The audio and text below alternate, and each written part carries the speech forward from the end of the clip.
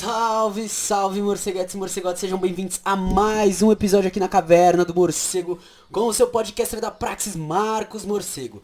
Antes de iniciar a vinheta agora, que a gente tem um teaser da vinheta, composto pelo meu pai, Odair Júnior do Samba, também queria lembrar, antes disso, né, que a gente tem aí o Apoia-se, apoia.se/Caverna Morcego, onde você pode ajudar aí a fortalecer o podcast. Além disso, tá ouvindo, tá compartilhando, tá divulgando, é muito importante, galera. Então, bora pro episódio, que hoje é dia de Agostinho Neto. Fica com a vinheta. Vou te passar um conselho e tu vai me dar razão. Na caverna tem morcego e também informação. Tem bastante conteúdo, papo reto pro irmão. Se unir ao povo de luta que busca a revolução. Lá tem Rosa Luxemburgo, uma grande inspiração. Marxismo e conduta, de sempre apoiar o irmão. Falar sobre a luta de classes, dos meios de produção. Muitos temas relevantes pro bem da população. Tem saúde para a mente, racismo e educação. Entrevista inteligente com gente da gente, passando a visão que devemos nos amar ou iremos padecer. Está na hora de mudar, do jeito que está só vai piorar. Na caverna do morcego tem também informação. Na caverna do morcego tem também informação. Pesado. Ai, Paulinho Freire. Mas vamos lá. Salve, salve, morceguetes e morcegotes. Sejam bem-vindos a mais um episódio aqui da Caverna do Morcego com seu podcaster da Praxis, Marcos Morcego. Mais uma vez aqui em live, então se tiver comentários na Twitch aí, a gente vai estar aí na Twitch também. Lembrando pra seguir nas redes sociais, @morcego_, Marcos_, @comunabicha, que é o Rô, que é o nosso revisor, que é também podcaster aqui e também está fazendo lives. E vocês também podem ajudar aí, contribuir com o projeto através do Apoia-se, que tem apoia.se/Caverna Morcego. Tem o Pix, que é meu e-mail. E também tem o Apoia-se do Nível do Morcego, porque dia 21 de outubro é meu aniversário, então a gente aí tá numa campanha, que também pode ser feita pelo Pix. Lembrando, acima de R$10, você vai estar concorrendo a um sorteio de uma das coleções aí da Expressão Popular. Então, não perca essa chance, né? E aí, dito isso, hoje o episódio ele é muito especial, porque a gente tá gravando dia 19, né? Ele provavelmente vai sair bem pra frente, porque a gente tem pelo menos 4 episódios gravados já antes dele. Porém, dia 17, como a gente vai ler daqui a pouco, dia 17 de setembro, completou 97 anos de Agostinho Neto. E ele é um pensador, assim, militante, uma pessoa que o pensamento dele tá complementando muitas das leituras, embora eu tenha lido poucos textos dele. Porém, a ligação que o pensamento dele faz com o Fanon é tremenda. E só isso, pra mim, já valeu toda a experiência de ter lido ele, por ser algo que acrescenta o pensamento de uma pessoa que já é valorizada dentro da esquerda radical, que é o próprio Fanon. Então, expande tudo o que já tava sendo expandido de uma forma brutal, mano. É como se ele rasgasse o horizonte, assim, pra abrir ele totalmente de uma forma fantástica. E aí, pra começar, assim como foi com Engels, assim como foi com Marx, assim como vai ser com os próximos e as próximas, e quem mais vier de pensador e militante, de quem vocês quiserem aí que eu tenha livros falando sobre, a gente vai, então, trocar essa ideia sobre o legado do Agostinho Neto. E pro pessoal que tá na live, durante a semana a gente vai continuar lendo. Acho que só tem um texto dele aqui nesse livro, então a gente não vai ler muito. A não ser que alguém tenha algum site que tem um texto muito bom dele pra gente ler também, pode me mandar. Pra galera do podcast que vai ouvir depois, numa semana vocês vão estar aí ouvindo isso, e na outra vocês provavelmente vão estar recebendo já o episódio sobre o texto dele. Então é isso, eu espero que vocês gostem desse episódio, porque é isso, a gente tá aqui pra isso.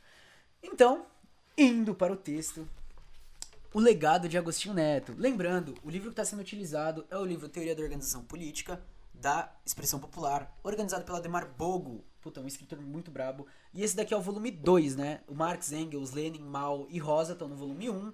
No volume 2 a gente tem Mariátegui, Gramsci, Prestes, Che, Ho Chi Minh, Marighella, Álvaro Cunhal, Agostinho Neto e Florestan Fernandes. Então tem várias pessoas. Ainda tem o volume 3, que eu particularmente não sou muito fã. Ou o volume 4 que eu tenho aqui. Não, é o 3, que eu particularmente não sou muito fã. Que vai falar um pouco sobre a questão de estratégia e tática. Mas falando pra questão de posicionamento, questão de umas coisas assim. Só que aí vai trazer Sun Tzu, vai trazer Maquiavel. Eu li Maquiavel 299 vezes esse ano. Eu não sou muito fã. É um livro importante, lógico, como quase qualquer outro dessa linha. Só que eu particularmente não curti. E esse segundo, pra mim, é um dos melhores livros que tem.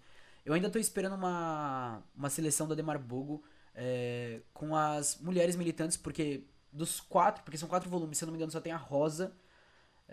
O que é definitivamente um problema. A gente tem, tipo, Angela Davis, tá ligado? A gente tem Lélia Gonzalez, a gente tem... E o Adhemar Bogo é brasileiro, tá ligado? Então tem vários nomes aí que poderiam estar presentes. Adhemar Bogo, se você ouvir, fica aí a... Eu não sei se você tá fazendo esse livro também, né? Às vezes já tá. Mas seria interessante também trazer essa questão, trazer experiência, trazer, por exemplo, alguma coisa sobre as mulheres de Rojava, não sei. Qualquer coisa assim. Não só de lá, tá ligado? Mas várias experiências assim.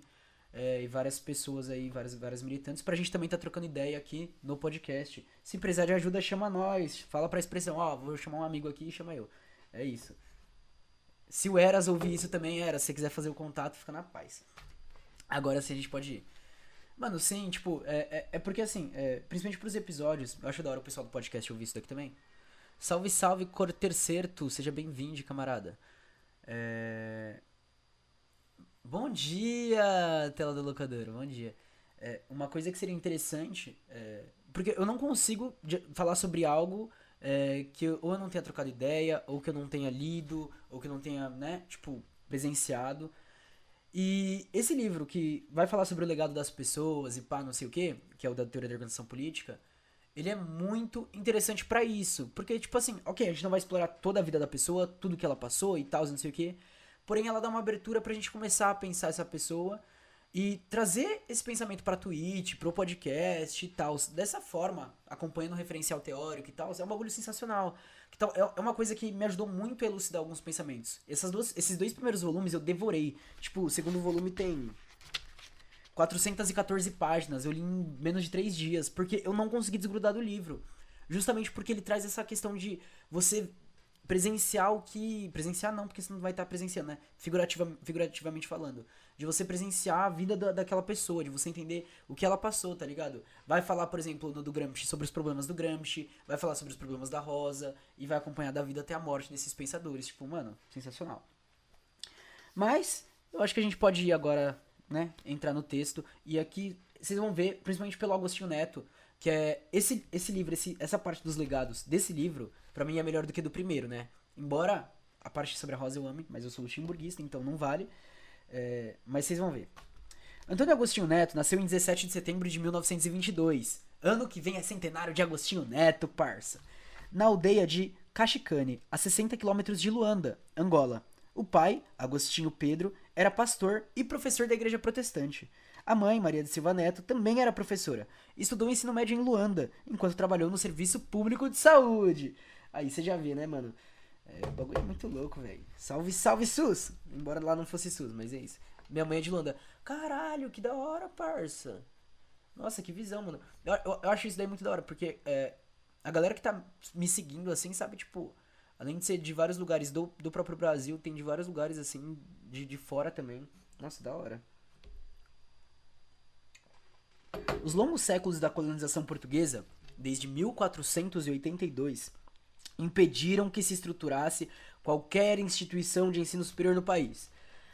Qual é a culpa do atraso existente na África, né? Pensando no viés capitalista, né? A culpa é do próprio capitalismo, que ferrou com tudo, não um atraso no sentido de... Né? Não me entendo mal, no sentido antropológico, mas no sentido desse desenvolvimento que poderia ter, né, acontecido, mas a gente sabe como que foi esse processo de colonização, que destruiu tudo, né? E aí o que, entre aspas, se propõe a construir também destrui. Decidido a cursar medicina, reuniu todos os recursos possíveis da família e comprou uma passagem para Portugal, onde em 1947 se matriculou na Faculdade de Medicina de Coimbra. O cara foi fazer medicina, família, tá ligado? O cara é foda. Estudou também em Lisboa, vindo a se formar médico em 1958. Em Portugal, envolveu-se nas lutas políticas, sendo preso pela primeira vez quando reunia assinaturas por um abaixo assinado pela Paz para a Conferência Mundial que aconteceria em Estocolmo. O cara foi preso por estar atrás de assinatura para abaixo assinado pela Paz, tá ligado? Ao sair da cadeia, Agostinho Neto foi eleito representante da juventude das colônias portuguesas. Isso tornou cada vez mais vulnerável diante da polícia política portuguesa. Em fevereiro de 1955, enquanto participava de um ato público, foi preso e condenado a 2 anos de prisão. Foi nesse período que se tornou conhecido pela qualidade de suas poesias. Além de tudo, o cara era poeta. Eu sou poeta e não aprendi a amar. Não sei porque eu falei isso, mas foi o que veio na cabeça. Enquanto cumpria a pena em Portugal, em Angola, no dia 10 de dezembro de 1956, vários representantes, né, de vários movimentos patrióticos, lembrando que nesse momento a gente tem muitos grupos nacionalistas reacionários, né, na definição do Kwame Ture, eles vão se reunir e formar o Movimento Popular de Libertação da Angola, MPLA, iniciando a luta armada pela libertação nacional. 1956, família. Tipo, a gente tá falando de menos de 70 anos atrás, tá ligado? Meu vô é mais velho do que isso. A gente tá falando de um evento muito recente. E eu acho que isso é uma coisa que a gente tem que ficar muito na nossa mente, né? Que é um evento muito recente, que as práticas continuam ainda, mesmo com o fim da colonização e da escravidão e desse processo legal, né? Legalmente não existe mais, porém, a gente sofre aí com todos os resquícios e toda a estrutura ainda nisso, né? Era composto por operários intelectuais. Aos poucos foi sendo construído o grande exército do povo e desencadeou a luta nas cidades.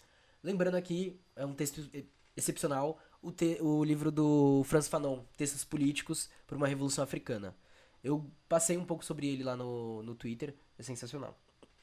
Em 30 de dezembro de 59, Agostinho Neto, a esposa e seu filho pequeno desembarcaram em Luanda.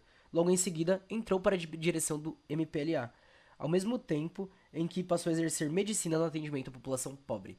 Nossa, lembra muito do Che Guevara, né, parça? Você é louco. Salve, salve, estagiário, suave? Seja bem-vindo.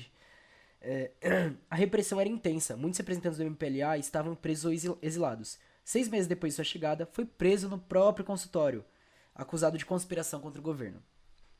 A população da aldeia de Cachicane, onde nasceu, sabendo de sua prisão, fez uma manifestação pacífica, violentamente reprimida, deixando um saldo de 30 pessoas mortas e mais de 200 feridos. Essa é a violência colonial. Mais interessante, manifestação de professores hoje, o que acontece? A manifestação do começo do ano que aconteceu lá em Pernambuco, que a gente teve 2 pessoas que tomaram um tiro no olho. As táticas continuam a mesma. E os alvos continuam os mesmos. Esse é um ponto muito profundo de quando a gente estuda. Diante dessa reação, temendo mais protestos, o Agostinho Neto é deportado para Lisboa para cumprir a pena em Portugal. Ele é levado para Cabo Verde, Santo Antão, Santiago.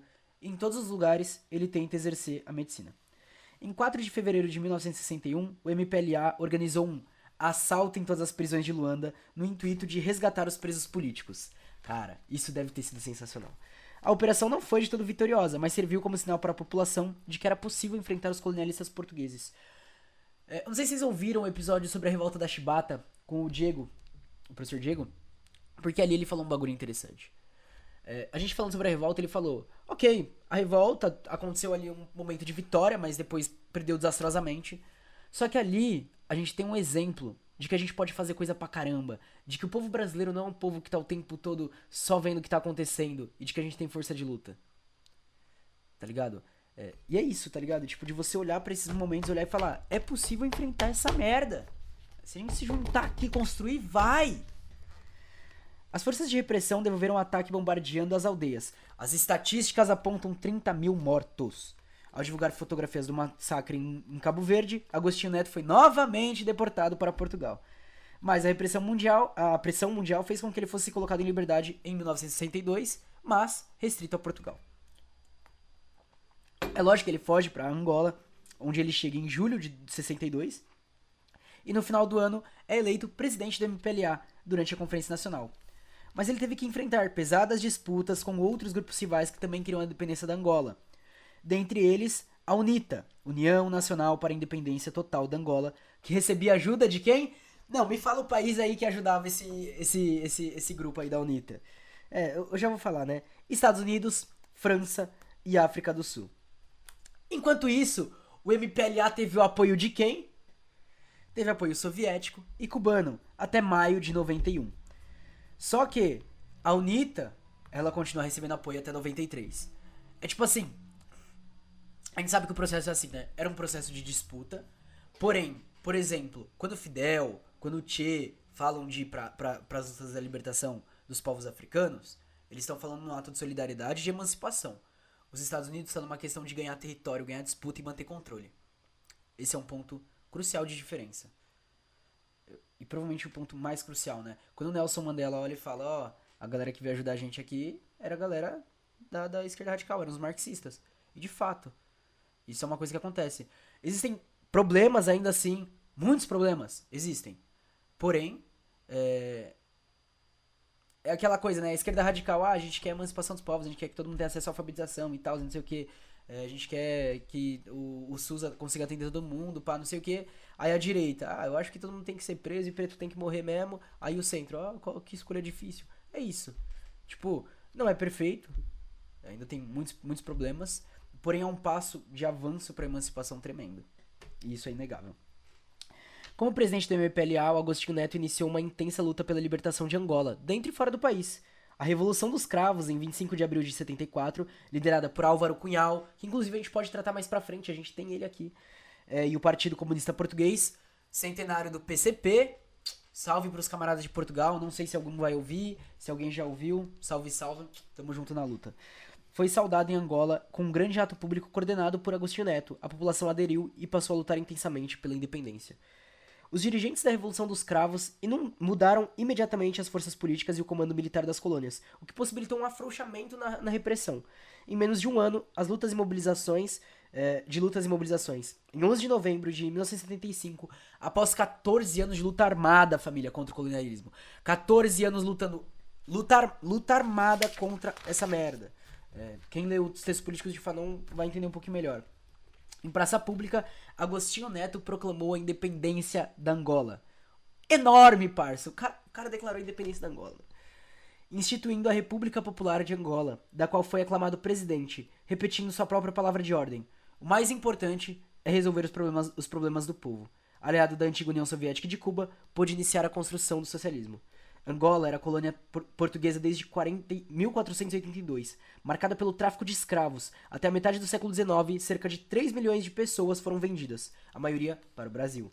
Doente, Agostinho Neto faleceu em 10 de setembro de 1979, em Moscou, na antiga União Soviética, deixando-nos poesias, textos e muitos exemplos a serem seguidos.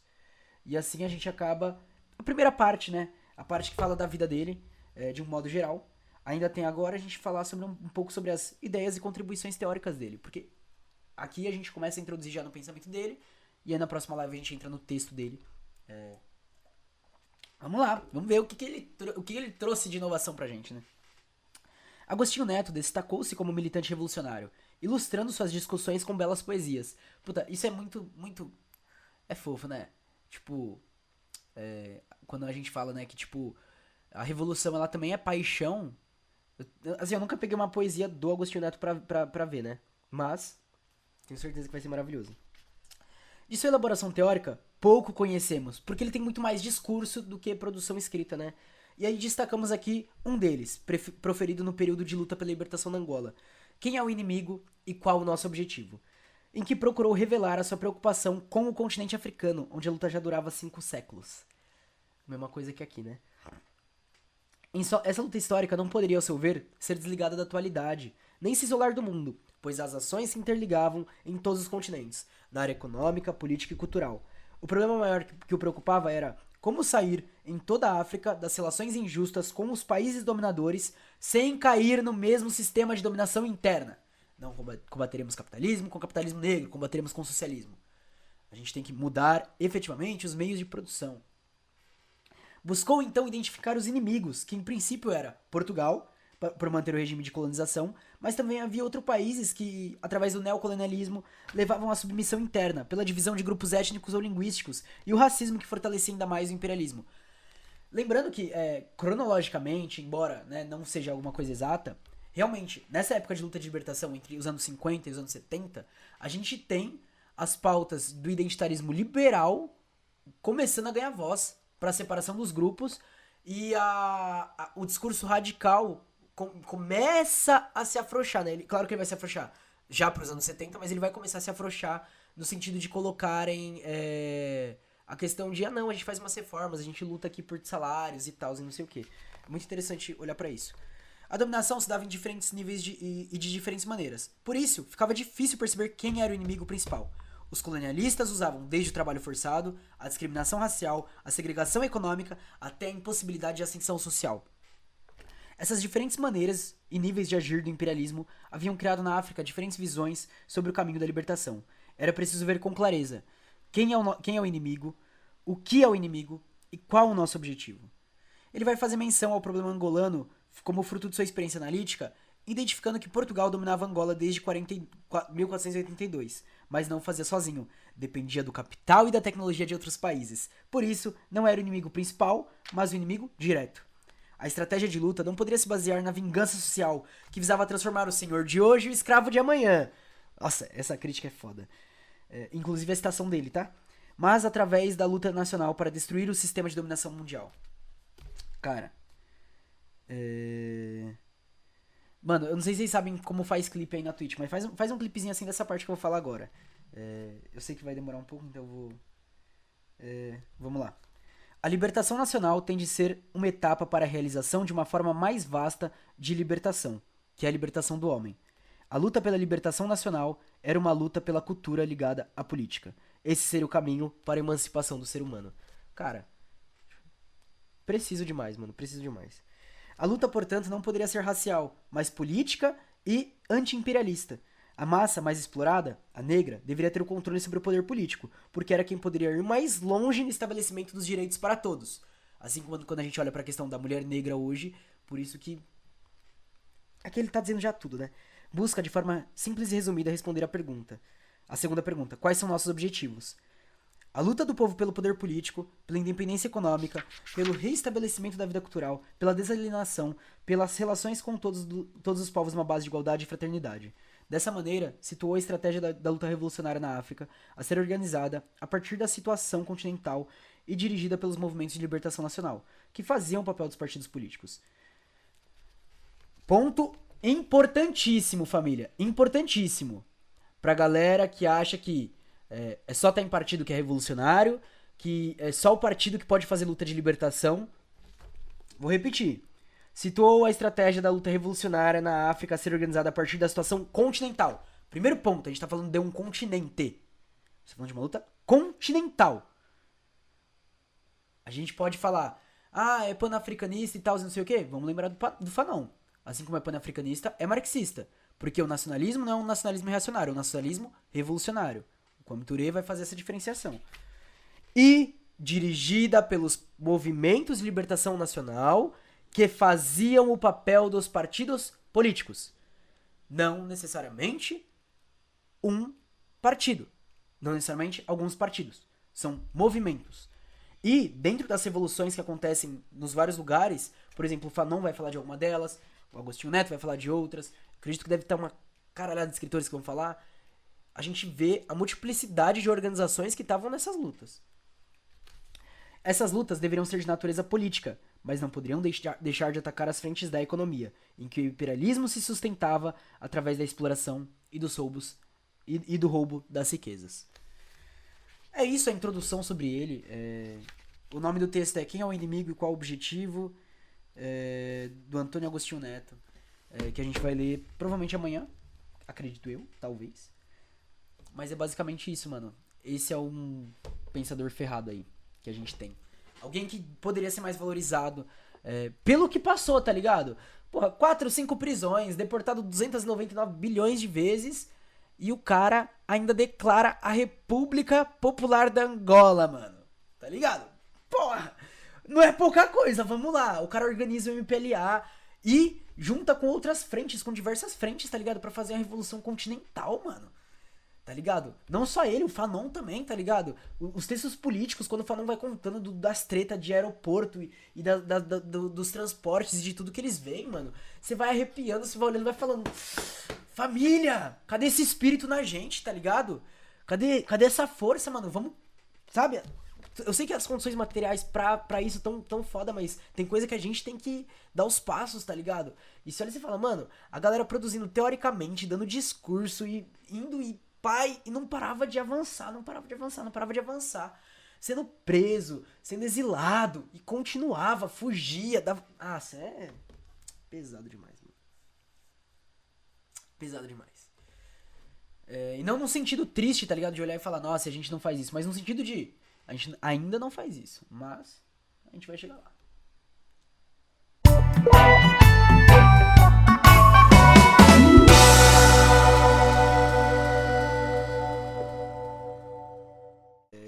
E a gente vai ler aqui... Opa, perdi a página? Não perdi não. A gente vai ler aqui o texto do Agostinho Neto. E aí, mãe? Que é um texto, tipo, muito bom. Só que a gente tem que passar um pouco primeiro pelo contexto, que a gente já discutiu um pouco da vida dele na outra aula. Na outra live. Então a gente começa por aí, pode pá? Vou fazer aqui a abertura e a gente vai. Salve, salve, morceguetes e morcegotes. Sejam bem-vindos a mais um episódio aqui com o seu podcaster da Praxis, Marcos Morcego. Hoje com um texto muito especial. Antes de tudo, eu queria lembrar de seguir as redes sociais, @morcego_, Marcos_, tanto no Insta quanto no Twitter, quanto no Ticoteco. A gente tá lá também fazendo uns vídeos de vez em quando. Também tem o @comunabicha aí, o Rô, que tá sempre presente, tanto na revisão quanto na produção de conteúdo. Tem o site da Ibambem, então tudo sai lá também. Queria lembrar de entrar no podcast, né? Se você tá ouvindo já direto no podcast, de ir lá, ouvir os episódios anteriores, é muito importante. Se você tá vendo aqui na live, aproveita, acabar a live, vai lá, saiu um episódio sobre o legado de Marx. Também quero lembrar aí de, se você quiser apoiar o podcast, você tem o apoia-se/Caverna Morcego, que é contínuo, né? Então lá você vai apoiando todo mês. Tem o Pix aí, mano, você pode fortalecer. E tem o Apoia-se Nível do Morcego, que aí é a campanha que a gente tá puxando, apoia.se/Nível do Morcego. Hoje falta um mês pro meu aniversário, exatamente. E aí a gente vai discutir hoje o texto do Antônio Agostinho Neto.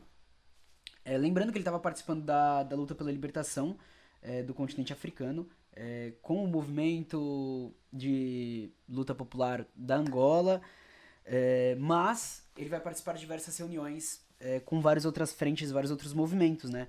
Esse texto é extraído de Agostinho Neto, Quem é o Inimigo, Qual é o Nosso Objetivo, da Edições Maria da Fonte, de Portugal, de 1974. Lembrando que ele tem uma ligação muito profunda com Portugal, sendo exilado, sendo preso e lutando com a juventude de lá.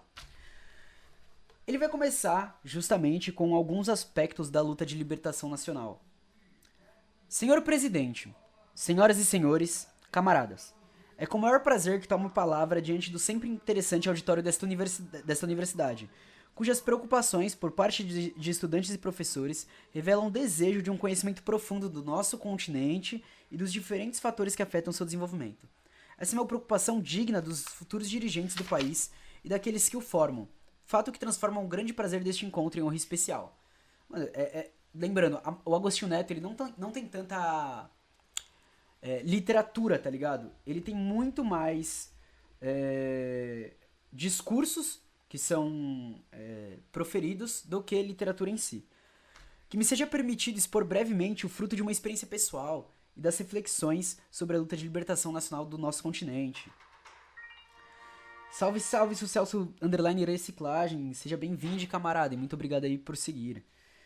Essa experiência não é senão a expressão de uma necessidade vivida na África, nos últimos 5 séculos e muito especialmente nos últimos decênios, de cada um de nós se sentir livre.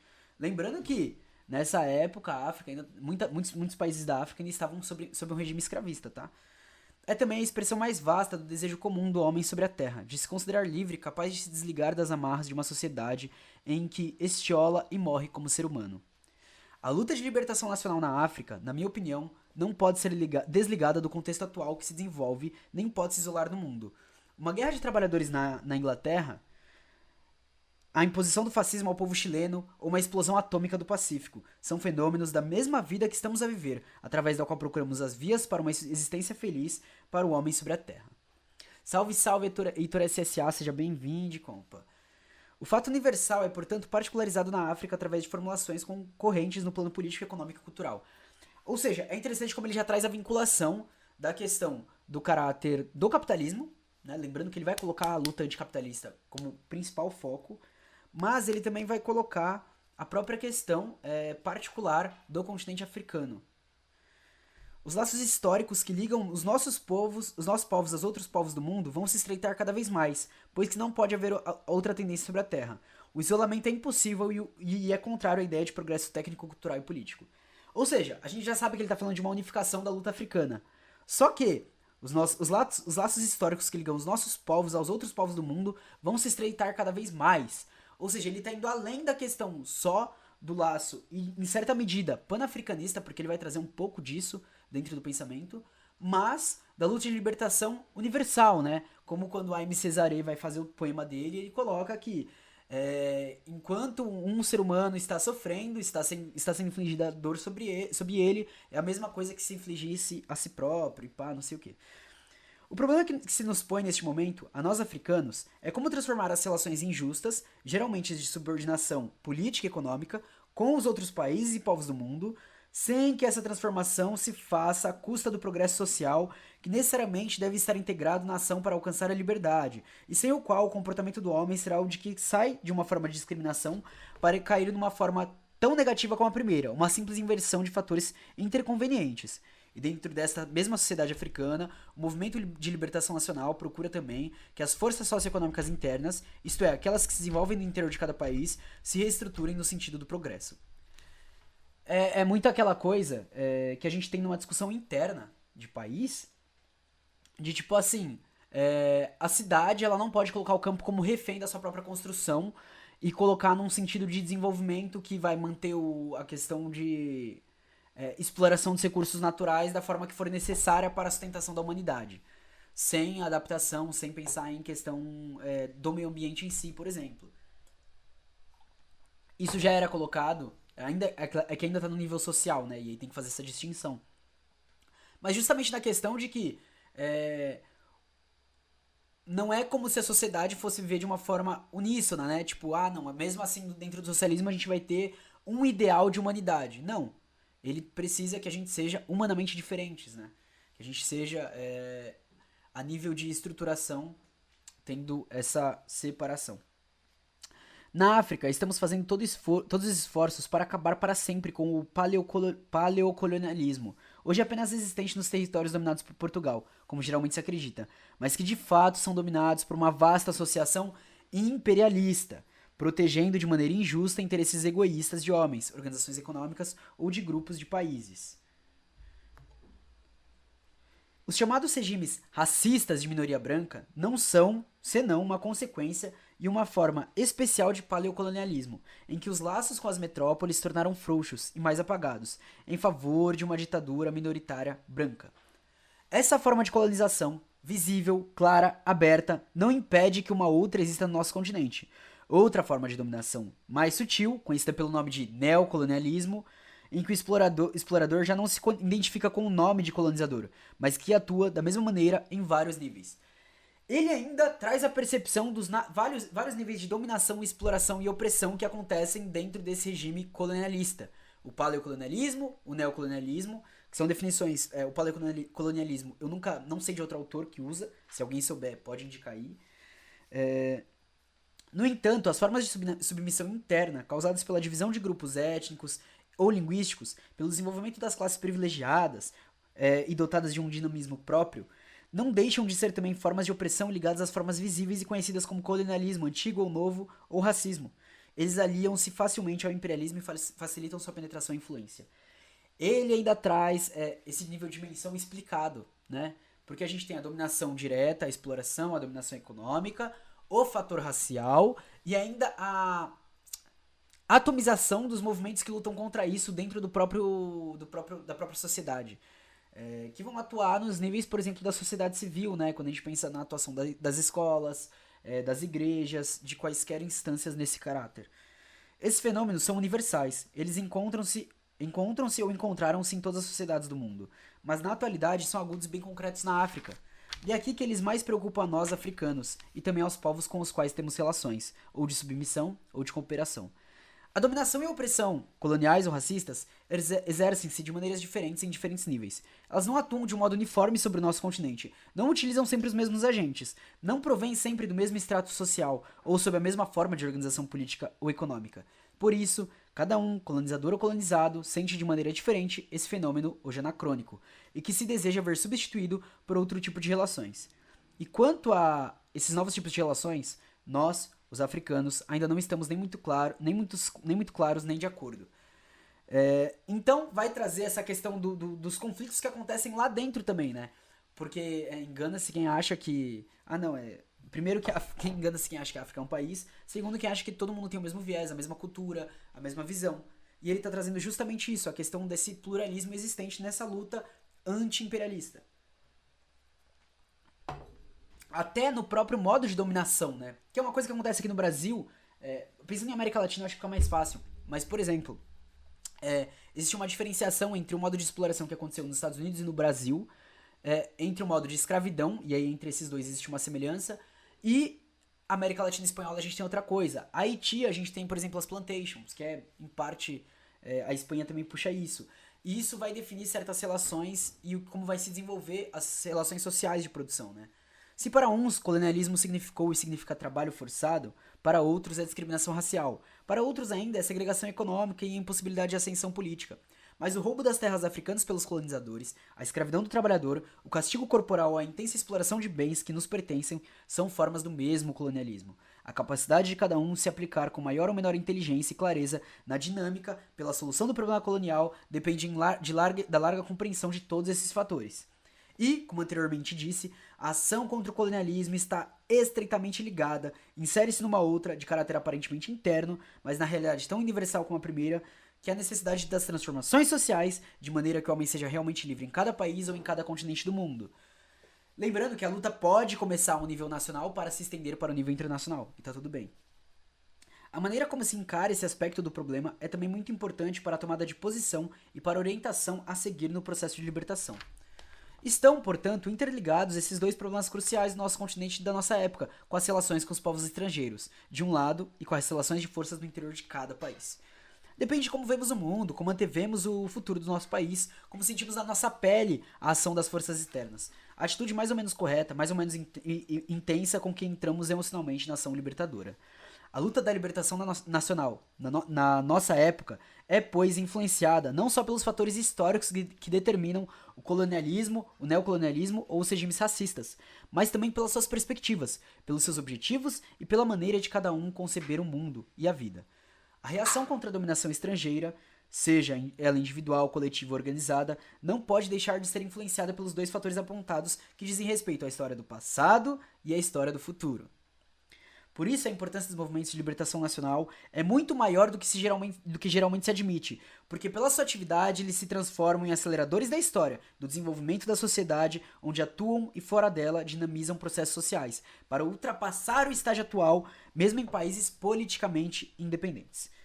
Os diferentes tipos de colonização na África provocaram, em nós, africanos, formas diferentes de ver o problema da libertação. E é normal que assim seja, uma vez que as nossas consciências não podem retirar o material para sua constituição, senão do campo da experiência vivida e das nossas possibilidades de conhecer o mundo.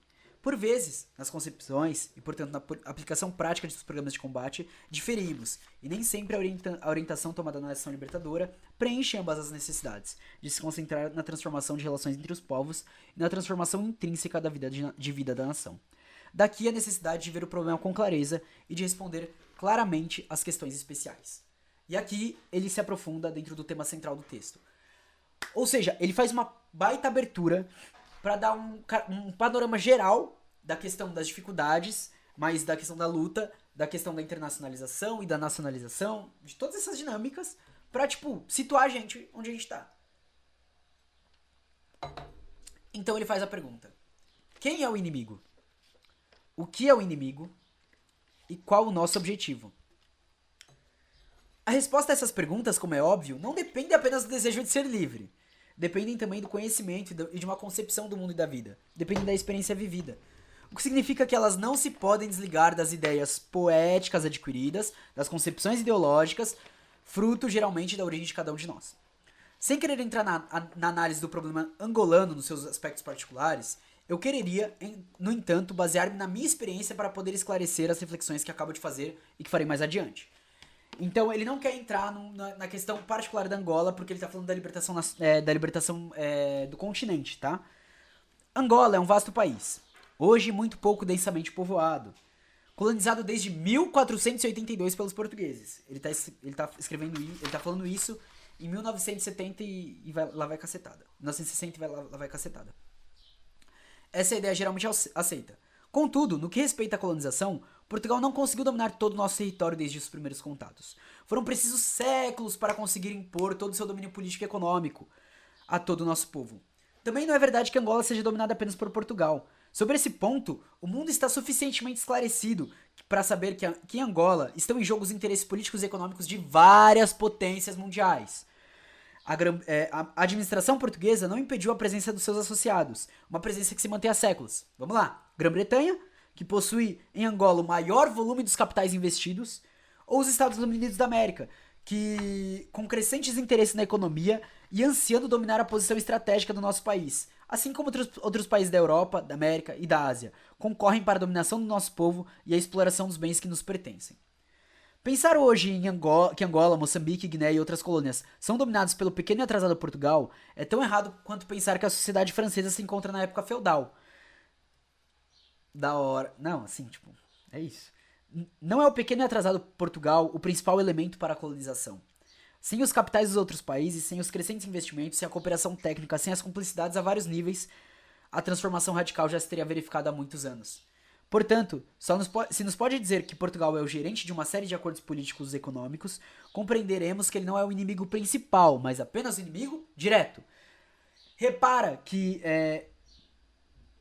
ele coloca que Portugal é o inimigo direto, ou seja, é quem está lá ativamente exercendo essa dominação. Como responsável administrador, responsável jurídico, ali, presencial. Porém, o principal inimigo não é Portugal. O principal inimigo, quando ele coloca, por exemplo, dos investimentos da Grã-Bretanha, ou do interesse da economia dos Estados Unidos, quem é o inimigo? Além de que o próprio capital.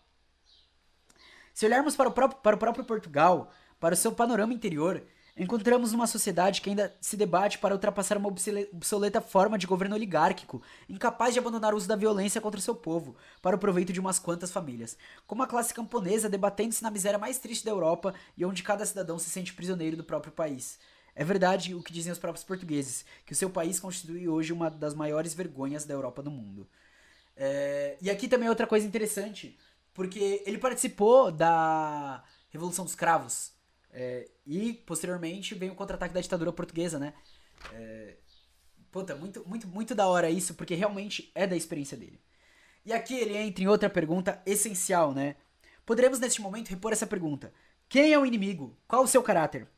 Muitas vezes se confunde o inimigo da África como branco. A cor da pele ainda é um elemento que para muitos determina o inimigo. Há razões históricas, sociais, fatos vividos que consolidam no nosso continente essa ideia. E é absolutamente explicável que um trabalhador das minas na África do Sul, segregado, violentado e exprimido no seu suor até a última gota, sinta que o branco, frente aos seus olhos, para quem ele produz riqueza, é o inimigo principal. É para ele que constrói cidades, ruas bem pavimentadas, conserva condições de higiene e de salubridade que não possui para si próprio. É da experiência da vida que a consciência principal se forma. A experiência da África do Sul pode levar a essa conclusão imediata, até certo ponto lógica e emocionalmente válida. Tanto mais que, para voltar ao caso de Angola, a sociedade criada pelos colonialistas criou vários mecanismos de defesa racial postos a serviço do colonialismo. O mesmo camponês pobre, miserável, oprimido e explorado na sua letra é alvo de atenções especiais quando se fixa numa das suas colônias. Ele não é só imbuído de mitos patrioteiros, mas também começa a gozar de privilégios econômicos e sociais que ele nunca pôde dispor antes. Assim entra no sistema.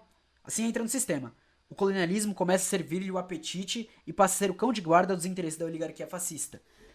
Se liga, o cara que é explorado em Portugal Se ele é mandado pro continente africano, por causa dos mecanismos de colonização e de dominação racial, lá ele adquire certo status. E aquela questão de que o próprio sistema faz para manter o seu poder e manter sua dominação. Você precisa de um grupo oprimido, você precisa de um grupo explorado, pra criar uma consciência de, ok, não, você pode ser maior e você sempre vai estar melhor do que alguém, e você pode ir lá e lá você vai ser o pá. Acabou. No entanto, nos mais íntimos sentimentos de cada um, tanto o que faz o cão de guarda quanto o que é explorado não deixam de sentir escravos e do conjunto do sistema. E assim que hoje podemos dizer que o fenômeno da opressão colonial ou neocolonial no nosso continente já não se pode pôr no plano da cor dos indivíduos. O mesmo sistema que explora e oprime o camponês em Portugal é também o que oprime e explora o cidadão angolano. Utilizando motivações diferentes, técnicas diferentes, mas sempre com o mesmo propósito: explorar.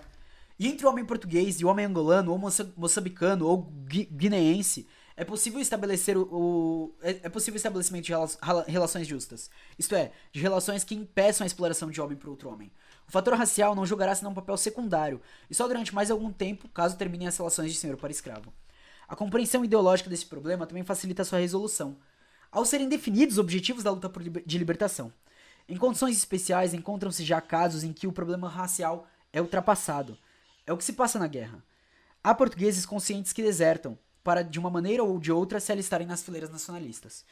E no fundo, o que é que nós queremos?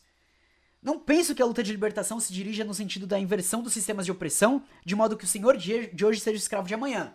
Não combateremos o capitalismo com o capitalismo negro. Combateremos com o socialismo. Só um minuto. Pensar assim será querer caminhar contra o sentido da história. As atitudes de vingança social são as que poderão trazer aquilo, não são as que poderão trazer aquilo que desejamos, ou seja, a liberdade do homem. É que as lutas de libertação, devemos sublinhar lá de novo, não se destinam só a corrigir violentamente as relações entre os homens, e especialmente as relações de produção, dentro do país. Elas constituem um fator importante para a transformação positiva de todo o nosso continente e do mundo inteiro. A luta de libertação nacional é também um meio de quebrar todo um sistema injusto de opressão existente no mundo. Vejamos do lado pragmático da questão. Não encontramos na África um único país que não mantenha relações preferenciais com a sua antiga metrópole, até pela absorção dos valores culturais, inevitável num regime de tipo colonial. E mais, as formas de exploração não terminaram também as formas de discriminação racial mais ou menos assim acentuadas. Nesses casos, a libertação ainda não é completa, ainda existe a dominação, ainda existe a exploração. Numa independência em que não houvesse apenas a aparência da independência política, mas também a econômica e a cultural, em que o respeito real pelos valores nacionais existissem, de modo a permitir a abolição da exploração, o homem encontraria, eu acredito, então a verdadeira liberdade. Se quisermos responder a nossa pergunta, dizemos que o inimigo é o colonialismo, o sistema colonial. É ainda o imperialismo que sustenta o primeiro, sendo até o inimigo principal. Esses inimigos utilizam em seu favor todas as contradições que possam ser encontradas na sociedade dominada. Os fatores raciais, tribais, de classe e outros. Sobre eles, constroem as suas bases de exploração e mantêm, modificando um aspecto que já não pode ser mantido, né? Então, na África, não é a dominação política formal que vai prevalecer, porque ela vai se encerrar conforme vão acontecendo as lutas de libertação. Porém, ninguém vai se libertar da dominação econômica. E aí, que é grata, ela tá aí presente. Por isso que é muito grato para ele, né, a fórmula adotada por alguns partidos políticos no poder na África, ao dizer que eles também são um movimento de libertação nacional. Assim se exprime o completo significado de fenômeno de libertação. Desse conceito mais longo de libertação nacional provém consequências importantíssimas para a necessária cooperação entre os oprimidos da terra. Cara, é muito... Ele parece que ele bebe muito de Fanon, tá ligado? Continuarei a dizer, portanto, que a libertação nacional tem que ser uma etapa para a realização de uma forma mais vasta de libertação, que é a libertação do homem. Se afasta dessa ideia, o dinamismo aparece, as contradições essenciais no país não terminam. A experiência angolana mostrou já que o caráter antirracista puro não pode permitir o pleno desenvolvimento da luta pela liberdade. A nossa sociedade, desde há séculos, contém dentro de si os elementos brancos, chegando como ocupantes, como conquistadores, mas que tiveram tempo de enraizar, de se multiplicar e existir por gerações e gerações sobre o nosso território. Essa população branca domina os centros urbanos, provocando o fenômeno da mestiçagem que torna a nossa sociedade interligada nos seus componentes raciais. Se a luta de libertação esquece a realidade do país e se reduz a formulações gratas, a nacionalistas sinceros, mas pouco preocupados com o aspecto do desenvolvimento socio-histórico do povo, ela estiola-se e não pode atingir os seus objetivos políticos e humanos. Todos aqueles que num país desejam participar de qualquer forma de luta pela libertação devem poder fazê-lo. A preocupação na África de fazer da luta de libertação uma luta racial de pretos contra brancos não é só epidérmica, mas podemos dizer reacionária, e essa tese não tem futuro. No momento mesmo em que verificamos haver mais contatos entre pretos e brancos sobre o continente do que na época do colonialismo. As relações alargadas com os países socialistas, com os países anticoloniais, na forma antiga, nas relações chamadas de cooperação com antigas metrópoles, chamaram a África num notável número de europeus, americanos, asiáticos, que não existiu nunca em nenhuma época da história. Colocar, portanto, o problema preto contra branco é falsear a questão, é desviá-la de seu objetivo. O que queremos nós? Uma vida independente como nação, uma existência em que as relações econômicas sejam justas entre os países e dentro do país, um revir dos valores culturais ainda válidos para a nossa época. O conceito literário da negritude, nascido das correntes filosófico-literárias que fizeram na sua época, como existencialismo e socialismo, pôs com acerto o problema da conscientização cultural do homem negro no mundo, independentemente da área geográfica em que ele se dispersou. Conjuntamente com a ideia do panafricanismo, o conceito de negritude começou, num certo momento, a falsear o problema negro.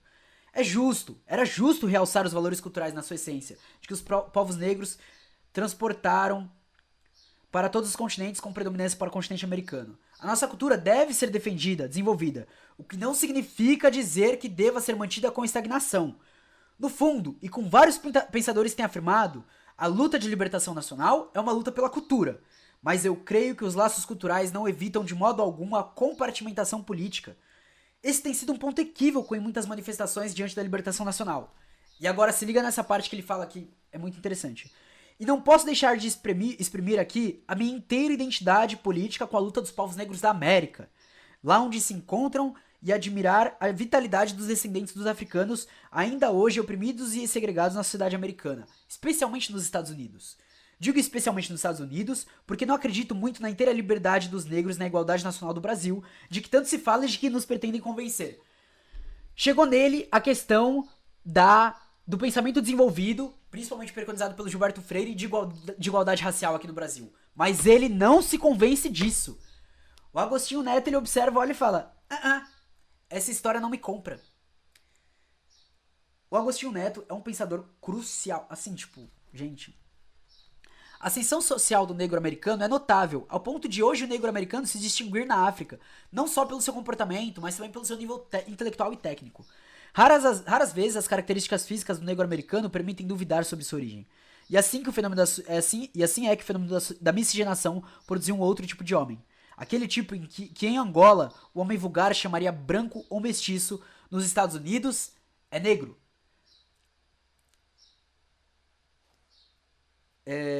Por isso, sem confundir...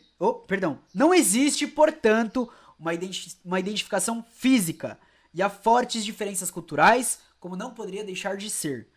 Por isso, sem confundir origens com compartimentos políticos. A América é a América e a África é a África. E aqui a gente tem outro ponto muito importante do pensamento do Agostinho Neto. Porque, ao mesmo tempo que ele vê a união, ele olha e fala, mas calma lá. Quem já ouviu Dinastia, aquela dupla do Evan Maurílio e o Hélio Crank? O Evan, ele postou a questão de como funciona a relação racial em Angola e da diferença existente.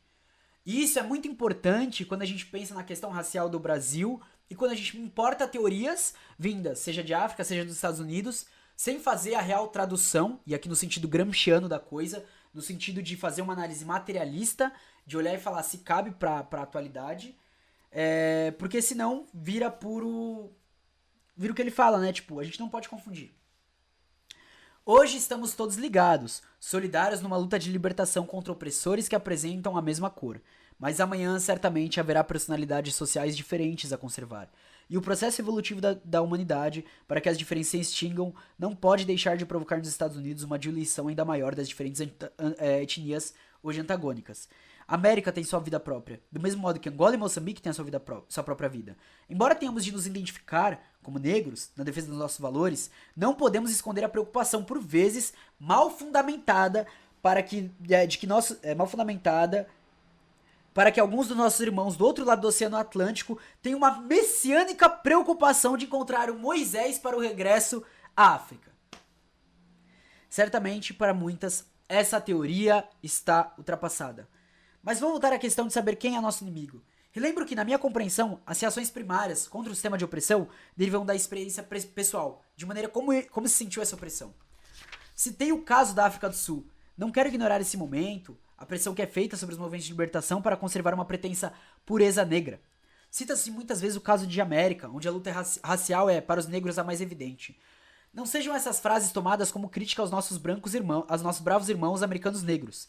Eles, melhor do que ninguém, sabem como orientar sua luta, como encarar a transformação da sociedade americana de modo que lá o homem seja livre. Mas permitam-me também que eu rejeite toda e qualquer ideia que deseja transformar a luta de libertação nacional em Angola em luta racial.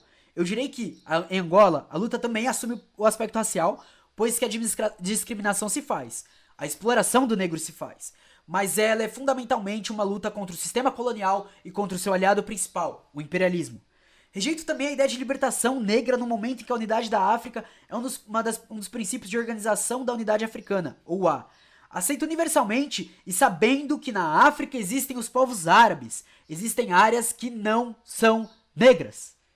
O problema não pode ser puramente racial. Enquanto houver imperialismo, há possibilidade de continuar o colonialismo. Esses são os inimigos para nós. O que nós desejamos é estabelecer uma sociedade nova, onde negros e brancos possam viver em conjunto.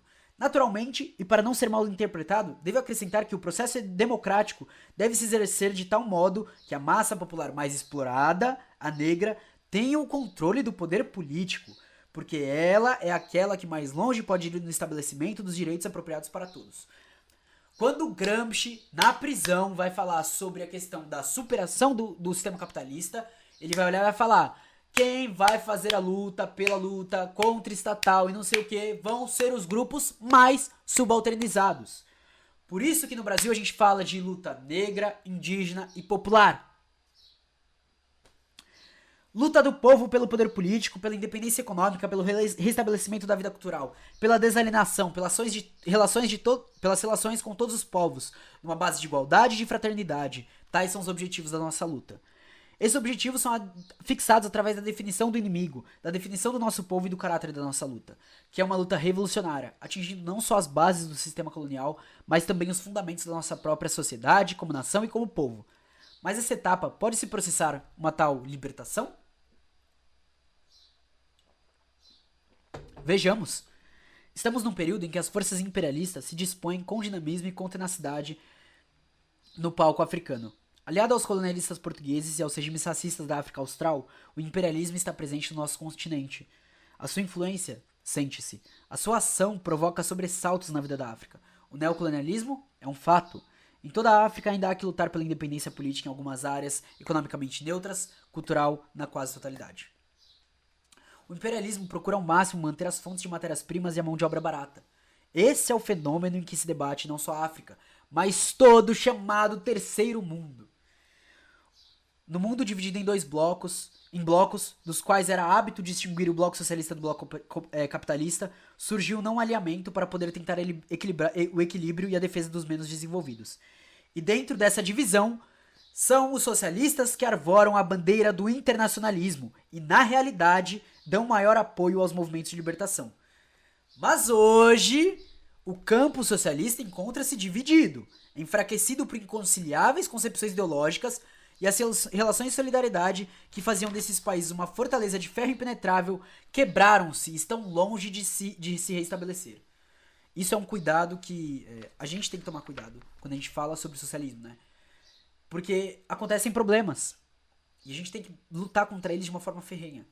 As relações de solidariedade modificaram-se e conflitos de maior ou menor importância mancharam o ideal proclamado pelo socialismo. Assim, do mesmo modo que em vários países africanos encontramos em seus mercados os produtos de países dominados pelo inimigo, da África do Sul, de Portugal, da Rodésia, nós vemos com muita preocupação o aumento das relações comerciais e culturais, especialmente com Portugal, em particular por parte de alguns países nacionalistas. Assim, a libertação nacional da África, sejamos realistas, não dispõe de bases muito sólidas na arena internacional. E não são as afinidades políticas e ideológicas que contam, não são também os próprios objetivos, mas na maior parte do caso, outros interesses dominam as relações entre as forças de libertação e do mundo. Vale lembrar do Fanon, eu falei no Twitter, porque no Textos Políticos sobre a Revolução Argelina, ele vai falar da posição dos socialistas franceses, dos socialistas ingleses. Estamos numa outra época. O mundo transforma-se e temos que verificar o fato. Assim, os interstícios por onde o inimigo pode penetrar são numerosos. No entanto, como fator essencial, temos de reconhecer que a luta de libertação nacional é uma causa que hoje poucos deixam de apoiar com maior ou menor sinceridade. A independência política para a maioria africana é uma aquisição do nosso tempo. E como várias correntes políticas e concepções ideológicas estão em jogo, com interesses por vezes antagônicos, os movimentos de libertação vêm-se a abraços com o problema de libertação política e ideológica, o problema da preservação da sua personalidade, que deve refletir a imagem social do país. A preservação da independência não é fácil e por vezes a luta é afetada pelas nossas próprias contradições. E as contradições podem provir das diferentes concepções de que vem a definição do inimigo e dos nossos objetivos. Alguns gostariam de ver os movimentos de libertação tomar o rumo da luta de classes como na Europa. Outros gostariam de ver os fascistas, Dom Quixote, lançado contra o moinho a vento da pele branca. Outros gostariam de ver os tribalizados federalizados, segundo aquilo que imaginam de um país que lhes é desconhecido. Outros idealistas gostariam de os ver enveredar a senda do compromisso político com o inimigo. Essas tentativas de transformar os movimentos de libertação em satélites de partidos políticos, de partidos no poder, sujeitos a um paternalismo inadmissível, são provocadas pelo fato de a maioria dos movimentos de libertação conduzirem uma luta armada, mas terem de fazer a partir do exterior da sua pátria. O exílio produz os seus efeitos. O pior mal que nos fizeram os portugueses, dizia um dos meus mais inteligentes amigos, é o de nos obrigarem a fazer a luta de libertação a partir do exterior. Eu concordo. A Organização da Unidade Africana, que alguma coisa tem feito, especialmente no plano político, para valorizar os movimentos da libertação nacional, ainda terá de os ajudar bastante para que eles se vejam independentes, respeitando as conveniências e as intervenções programáticas das diferentes organizações de acordo com a realidade do país. O diálogo entre a África independente e a África dependente ainda não é satisfatório, e por isso mesmo os combates políticos não se desenvolvem com a força necessária. Nós poderíamos divagar sobre as várias faces das ações políticas, para demonstrar as nossas insuficientes, mas não desejarei, neste momento, dar a ideia de haver intenção crítica na apreciação do momento em que atravessamos nessa fase de libertação. Direi apenas que, por exemplo, poderíamos colaborar mais no plano econômico de modo a travar também a batalha nesse campo. No que respeita a Portugal, o roubo das nossas riquezas, como petróleo, café, diamantes, o ferro, produtos que são comercializados por organismos internacionais em que participam africanos, poderia ser impedido, ou pelo menos diminuído. E que mal fará a associação dos movimentos de libertação nas discussões sobre problemas cruciais do nosso tempo, e que vão certamente afetar o desenvolvimento do nosso continente, como por exemplo a associação mais larga na África do mercado comum, ou problemas de segurança europeia, e o problema da África do Sul, poderemos discuti-lo algum dia totalmente? Enfim, poderíamos demorar ainda mais tempo nas reflexões sobre experiências vividas nessa luta de libertação nacional. Termino aqui, agradecendo ao senhor presidente e todas as senhoras e senhores camaradas a vossa atenção. E assim ele encerra o discurso. É um discurso pequeno, mas que eu queria trazer aqui muito mais para gravar pro podcast, porque ele traz uma percepção interessante de um viés que vai pegar alguns registros históricos importantes, como por exemplo, o campo socialista abandonando próximo de quando ele rui, a questão da visão panafricanista que não visa um nacionalismo reacionário, que vai ter uma visão pro nacionalismo revolucionário, terceiro-mundista, internacionalista, mas que ainda vai faltar um elemento quando ele fala da questão econômica, que não vai tocar ainda uma questão profunda de análise sobre os meios de produção, embora já dê aquela pincelada. Mas é um texto que, por ser um discurso proferido numa universidade, em um momento complicado, é em certa medida completo, é em certa medida essencial e traz uma visão muito interessante, próxima de Fanon, próxima de várias pessoas que vão falar sobre a libertação do continente africano. E é só isso que eu queria trazer hoje. Hoje foi bem rápido. Não tem muito mais o que falar e eu tô cheio de coisa, tenho que conversar com o Comuna agora e tal. Eu queria agradecer. E queria falar aqui no final, pra quem ficou, só pra ver a questão do fundo, né? Porque agora eu mudei, eu consegui colar os quadros, então eles estão inteiros ali. Na verdade foi com fita transparente. Aqui eu colei o da Sarah Caos, né? Que a justiça não te entristeça, mas te radicalize. Aí aqui tem a camisa da Rosa. Aqui tem a sacola da Expressão Popular. Aqui tem a camiseta do Enem, com o bagulho do Luta pela Vida. Aqui tem o Marx, que veio numa entrega da Boitempo. E aqui tem o quadro que fizeram pra mim, que eu postei no Insta. Muito fofo. Mas é isso, família. Eu vou ficar por aqui. Espero que vocês tenham gostado. Hoje eu tô bem cansadinho, né? Vocês viram que eu... Mas é isso. Vai ter uns ticotecos sobre isso, então quem quiser acompanhar também vai lá no ticoteco, tá bom? Beijão pra vocês, família. Até mais. Eu não vou fazer raid, porque tem pouca gente na live e... Então é isso, tá bom? Fiquem na paz.